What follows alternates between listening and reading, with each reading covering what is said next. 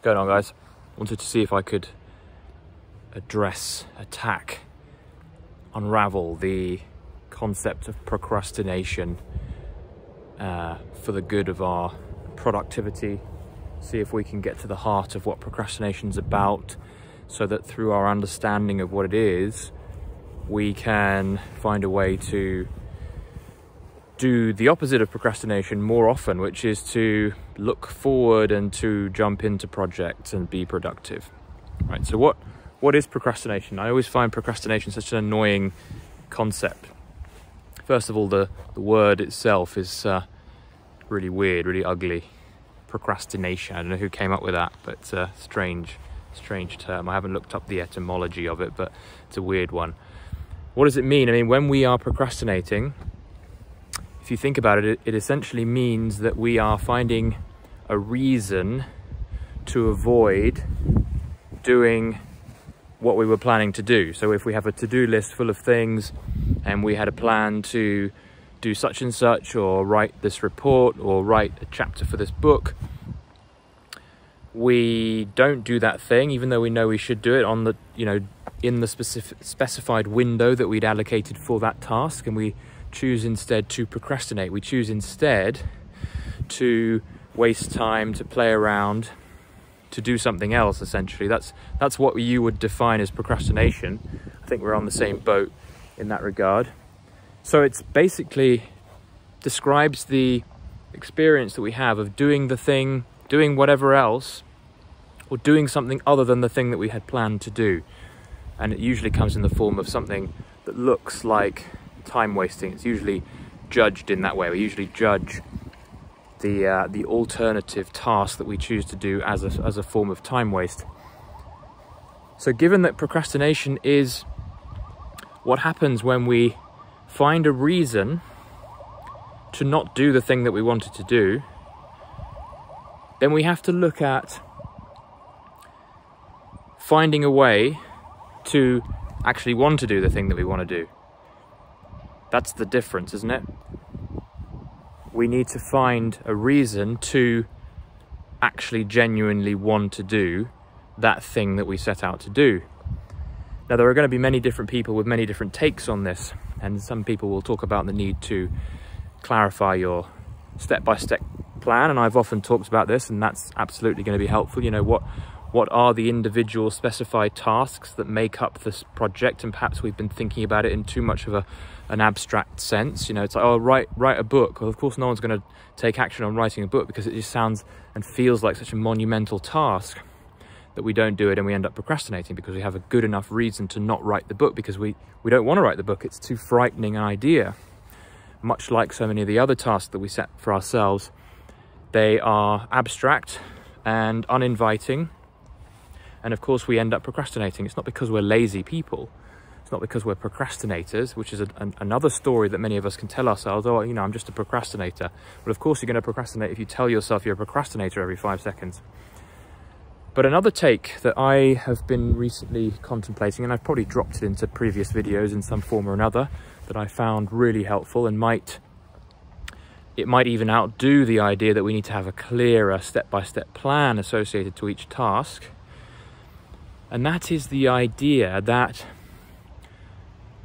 because we're applying pressure to the things that we're avoiding, let's say I've got this thing I need to do, but I don't want to do it because there's a sense of pressure and heaviness around it, right? So what we're doing in that moment is we're saying we are actually gathering a sense of joy. Sorry about the wind, guys. We are getting joy, and we are getting an emotional experience from external things. That's essentially what we're saying when we're saying doing that thing is going to create pressure, it's creating stress, so I'm going to avoid it. So we're essentially saying, in order to enjoy our work, we have to do things that are enjoyable. Does that make sense? We're essentially at the mercy, in the way that we're describing and experiencing our reality, we're at the mercy of the things we decide to do. So as we move through the day, there are going to be some things that are fun, and some things that are less fun. And because we don't want to experience the pain of less fun and stress by doing certain activities, but maybe it's, you know, doing the laundry or doing something else that's in your mind is tedious and boring and you want to avoid, hence the procrastination. We are assigning an emotional value, you could say, to various things that we experience as we move through our day. You might say that in the morning having breakfast is a very high value, there's a very high positive emotional value associated to breakfast because it's fun. You just pull out, you know, a couple of things from the fridge and you enjoy a nice bit of food. Very few people complain about that. Very few people want to avoid breakfast. Most people find breakfast very easy to organize for themselves, and they do not procrastinate on breakfast. I don't know how often you've procrastinated on eating breakfast, but I can't imagine it's very often. And so the reason we have, you know, jumped into eating breakfast as a task we want to do and we don't procrastinate on it is because we assign a very positive emotional value to it. But when we do that, it means that the things that we assign low emotional value to, like laundry, like ironing, like cleaning the house, we end up kind of being dictated by the rating system that we've applied to things. And that's a very kind of unresponsible way to live. It's a very victim-based way to live. We're at the mercy of things being a certain way in order to succeed, in order to be happy. Does that make sense? We're kind of we lack control in that way. We have no say in how this is going to go, and that's when we become very easily manipulated by reality, very easily molded by our realities. Oh, running's painful, I'm going to avoid that, and then of course you become fat. Or healthy food is boring, I'm going to avoid that because I don't assign a very high positive emotional value to healthy food. Avoid. So you're at the mercy of other stuff. You're at the mercy of your own judgments, of your own projections onto other things. The alternative way of looking at life then is to say, well, what if I could turn that around? What if I could flip that around? And actually, rather than allowing my actions to be dictated by the tasks around me, what if, I'm struggling a lot to try and formulate this in a way that makes sense, what if we didn't assign any emotional value rating system on external things? What if we were to say, I'm going to bring the enjoyment and the fun, I'm going to be the arbiter of what I enjoy. I'm not going to allow other things to determine what I enjoy, right? That's the model that many of us use, is, you know, I'm kind of at the, so bad at explaining this today, slow brain today, but we allow external things to dictate how we respond. The real winner move, you could say, and a way to potentially eradicate a lot of this procrastination that many of us have, is to say, I'm going to bring the fun, I'm going to bring the enjoyment to whatever it is that I have to do. So there's no question of whether I'm going to enjoy it or not. I'm going to enjoy it.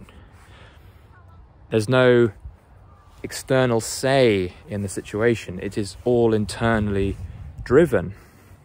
So the laundry you have coming up today, that you have on your to-do list, that you know you need to do, there's no question of is it going to be boring or horrible or tedious, or is it going to ruin your day, which is what you're worried about. I know it is.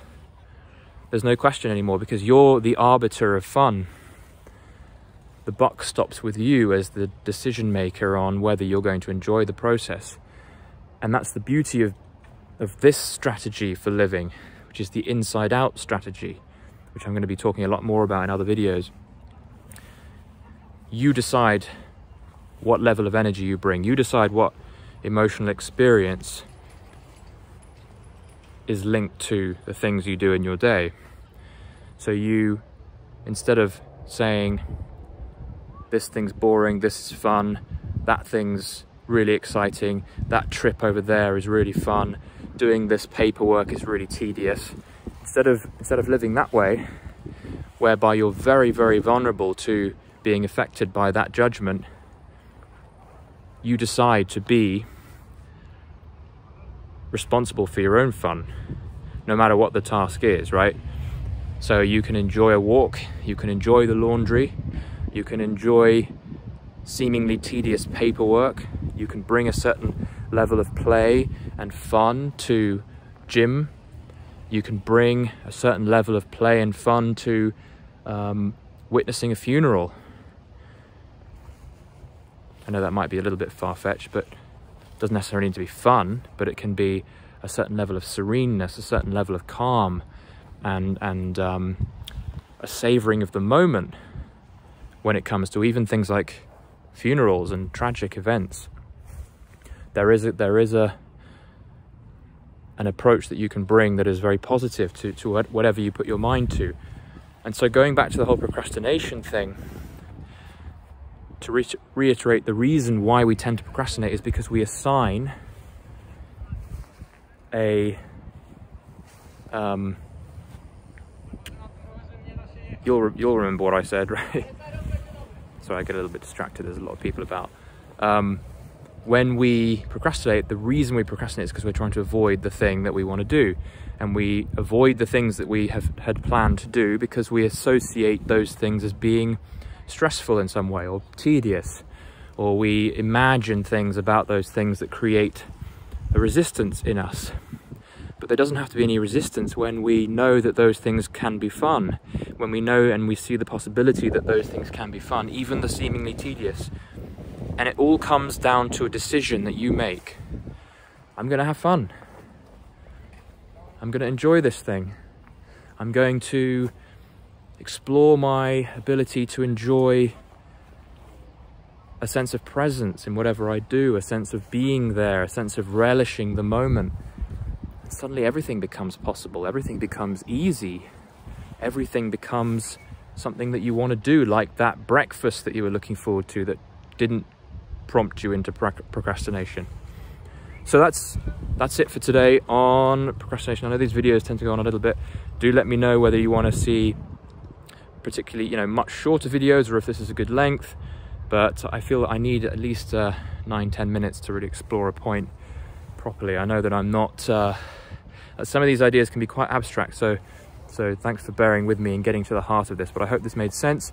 If it did make sense, make sure you subscribe to this channel and hit the bell notification button, all that good stuff. Hit the like button if it made sense to you, and do share this with anyone who you have been hearing has been complaining about procrastination and might be struggling in this. Always appreciated. All right guys, thanks for watching and speak soon.